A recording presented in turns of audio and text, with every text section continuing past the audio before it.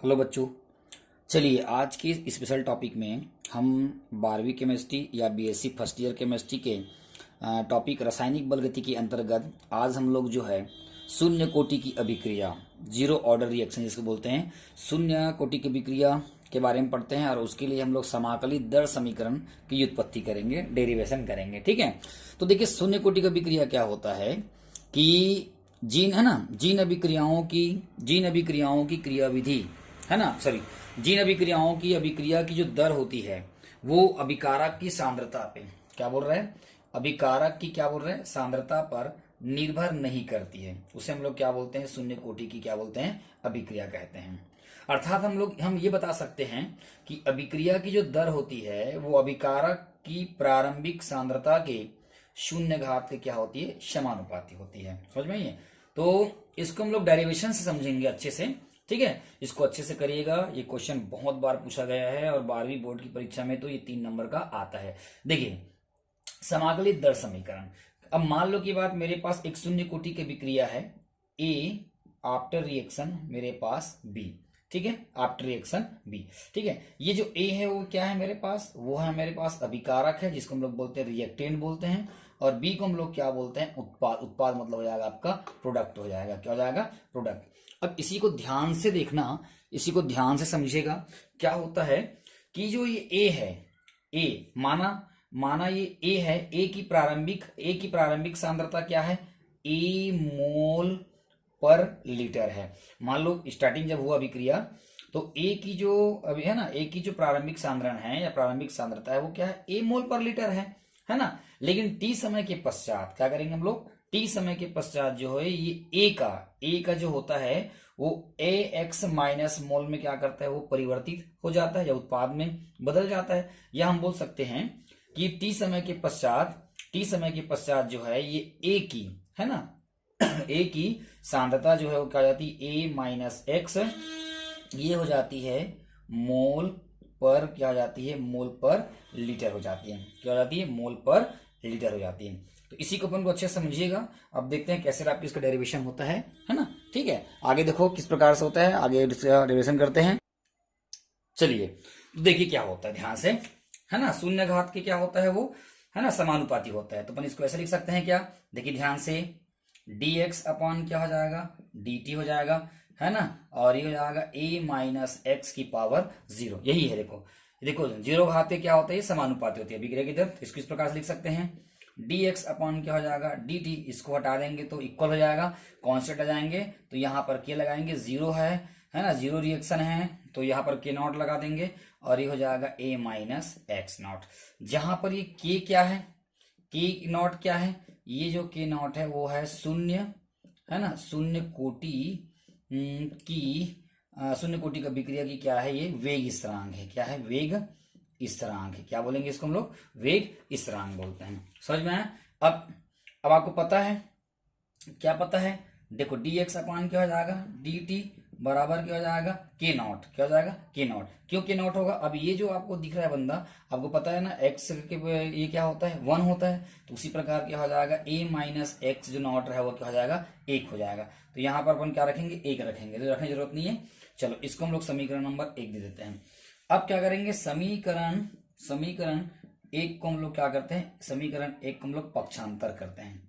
समीकरण 1 का अपन क्या करें, पक्षांतर करने पर, तो पक्षांतर करेंगे तो क्या हो जाएगा, है ना, इधर आ जाएगा, पक्षांतर 3 गुणा से ना, तो dx हो जाएगा और dx हो जाएगा, है ना, सॉरी, dx बराबर क्या हो जाएगा, dx बराबर हो जाएगा के नॉट और ये हो जाएगा इनटू क्या हो जाएगा आपका dt हो जाएगा। इसको हम लोग समीकरण नंबर 2 दे देते हैं। अब समीकरण जो ये 2 है एक प्रकार का अवकलन समीकरण है।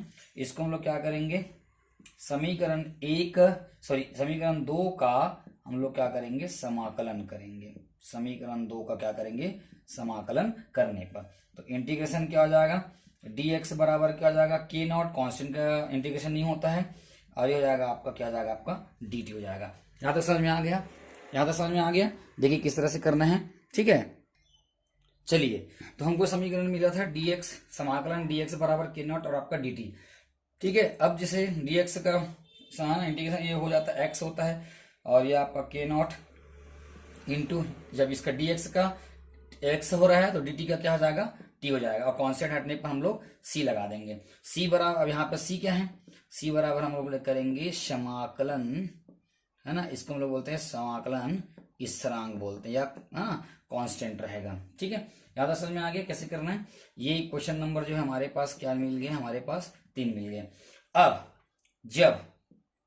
जब क्या होगा, टाइम अगर 0 है, टाइम हमारे पास 0 अगर हो, है ना, टाइम अगर हमारे पास 0 हो तो x की वैल्यू भी क्या होगी, 0 होगा।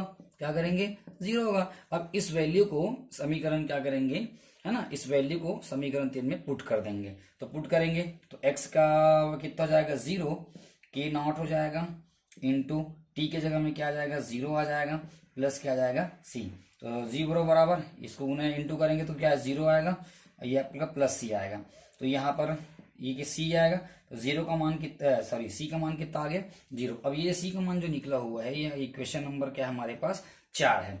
अब क्या करेंगे, समीकरण 4 से क्या करेंगे हम लोग, c का जो मान है उस मान को हम लोग क्या करेंगे, समीकरण 3 में क्या कर देंगे, रखने पर समीकरण 3 में क्या करेंगे, रख देंगे। तो रख देंगे तो सीन कुछ इस तरह का हो जाएगा, ये x बराबर क्या हो जाएगा, k नॉट इंटू टी, और c के जगह में क्या रख देंगे हम लोग, यहाँ पे क्या रख देंगे, 0 रख देंगे। तो ये समीकरण हमारे पास 4 के बाद क्या हो जाएगा, 5।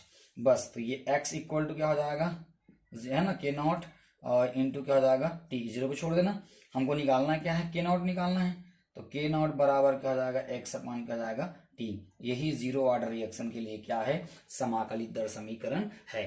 तो यहाँ पे अपन लिख सकते हैं कि ये vi जो आपको दिख रहा है ना, ये क्या होगा, है ना, यही क्या होगा, समीकरण जो दिखा है k नॉट बराबर क्या होगा, x अपॉन t जो है वही समाकलित दर समीकरण है। किसके लिए, शून्य कोटि अभिक्रिया के लिए क्या है, समाकलित दर समीकरण है। चलिए आगे देखते हैं, इसी का आगे इसका इकाई निकालते हैं। ठीक है, चलिए आगे देखिए, हमको यूनिट निकालना है, 0 ऑर्डर के लिए क्या करना है, यूनिट निकालना है। तो k नॉट बराबर क्या है, x अपॉन टी, तो k नॉट इधर यहाँ पर क्या हो जाएगा, ये जो दिखा है वो है x, क्या है आपका सांद्रण, क्या हो जाएगा, सांद्रण की इकाई बटे t, मतलब क्या होगा, समय। तो यहाँ पर क्या जाएगा, समय की इकाई हो जाएगा, क्या हो जाएगा, समय की इकाई हो जाएगी। अब आपको पता है, क्या पता है कि सांद्रण की इकाई क्या होती है, सांद्रण की इकाई होती है, आपको पता है, मोल पर लीटर होता है, और समय की इकाई क्या होती है, सेकंड होती है, क्या होती है, सेकंड। तो ओवरऑल इसका यूनिट क्या हो जाएगा, अपन बात करेंगे मोल, क्या हो जाएगा, मोल लीटर इनवर्स, और ये ऊपर चला जाएगा तो क्या हो जाएगा आपका सेकंड इनवर्स। तो ये जो आपने मैं बताया हूं, ये आपका क्या है, यूनिट्स है, क्या है, यूनिट्स है। यहाँ तक समझ में आ गया क्या।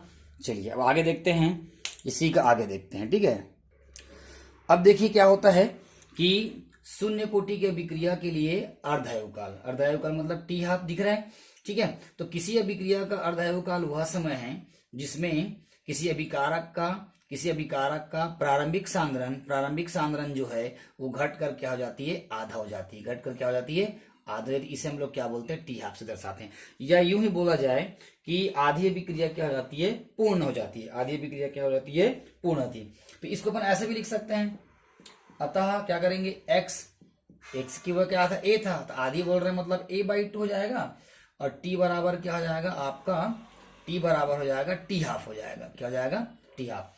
अब इन जो ये दोनों की जो वैल्यू है उसको हम लोग समीकरण जो निकाले थे, x बराबर k नॉट, है ना, इंटू टी हाफ में रख दीजिएगा। तो x की जगह में क्या हो जाएगा, a/2 हो जाएगा, k नॉट वही रहेगा, इंटू और आपका जो t है, टी के जगह में तो मैं टी हाफ रख ही दिया हूं, आप टी हाफ रख दो, हमको ये निकालना है।